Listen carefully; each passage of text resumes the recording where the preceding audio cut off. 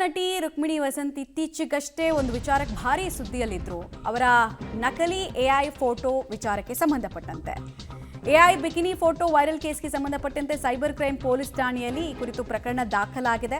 ಮೊನ್ನೆ ಇದ್ರ ಬಗ್ಗೆ ಅವರು ಹೇಳಿದ್ರು, ಕಾನೂನು ಹೋರಾಟವನ್ನು ನಾವು ಮಾಡ್ತಾ ಇದ್ದೀವಿ ಅಂತ. ಅವರ ದೂರಿನ ಅನ್ವಯ ಈಗ ಎಫ್ಐಆರ್ ಆಗಿದೆ.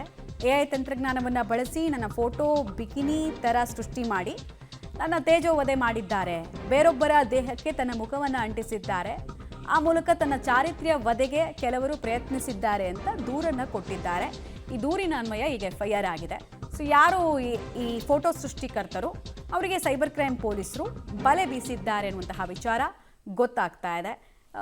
ನಟಿಯರಿಗಂತೂ ಸ್ಪೆಷಲಿ ತುಂಬ ಸಾಫ್ಟಾಗಿ ಟಾರ್ಗೆಟ್ ಆಗ್ತಾರೆ. ಆಮೇಲೆ ಜನ ಕೂಡ ಯೋಚನೆ ಮಾಡಲ್ಲ, ಇದು ಎಐನ, ವಿಡಿಯೋನ, ಫೋಟೋನ ಅಂತ ಬಾಯಿಗೆ ಬಂದಂಗೆ ಕಮೆಂಟ್ ಮಾಡಿ ಕಿರಿಕಿರಿ ಮಾಡ್ತಾರೆ. ಈಗ ಕಾನೂನು ಮೊರೆ ಅನಿವಾರ್ಯವಾಗಿ ಹೋಗಿದ್ದಾರೆ.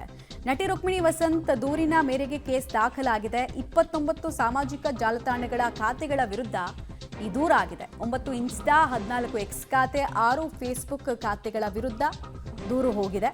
ಪ್ರಕರಣ ದಾಖಲಿಸಿ ತನಿಖೆಯನ್ನು ಸೈಬರ್ ಕ್ರೈಮ್ ಪೊಲೀಸರು ನಡೆಸ್ತಾ ಇದ್ದಾರೆ. ಎಲ್ಲಿಂದ ಫಸ್ಟ್ ಅಪ್ಲೋಡ್ ಆಯಿತು, ಯಾರು ಅಪ್ಲೋಡ್ ಮಾಡಿದ್ದು ಅನ್ನೋದನ್ನು ನೋಡ್ತಾರೆ. ಡೀಟೇಲ್ಸ್ ಕೊಡ್ತಾರೆ ನಾಗೇಶ್. ಯಾರನ್ನಾದರೂ ವಶಕ್ಕೆ ಪಡೆದಿದ್ದಾರಾ ಈ ಪ್ರಕರಣಕ್ಕೆ ಸಂಬಂಧಪಟ್ಟಂತೆ?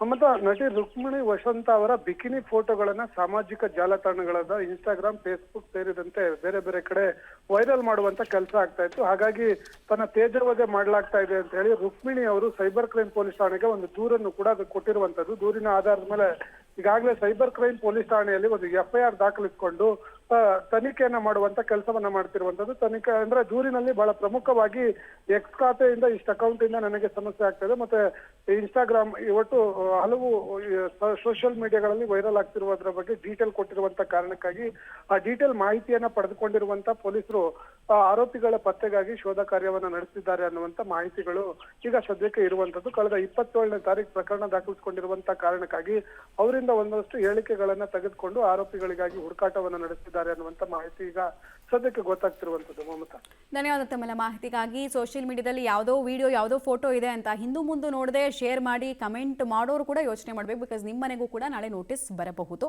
ಎಷ್ಟು ಜನರನ್ನು ಹಿಡಿತಾರೆ ಅನ್ನೋದನ್ನ ನೋಡಬೇಕಾಗುತ್ತೆ. ಮತ್ತೆ ಇಂಥದ್ನೆಲ್ಲ ಎಲ್ಲಿಂದ ಫಸ್ಟ್ ಅಪ್ಲೋಡ್ ಆಯಿತು, ಆಮೇಲೆ ಹೇಗೆ ಶೇರ್ ಆಯಿತು, ಯಾರಾದರೂ ಇಂಟೆನ್ಷನಲಿ ಮಾಡಿಸಿದ್ರಾ ಅನ್ನೋ ಆ್ಯಂಗಲ್ನಲ್ಲೂ ತನಿಖೆ ಮಾಡ್ತಾರೆ.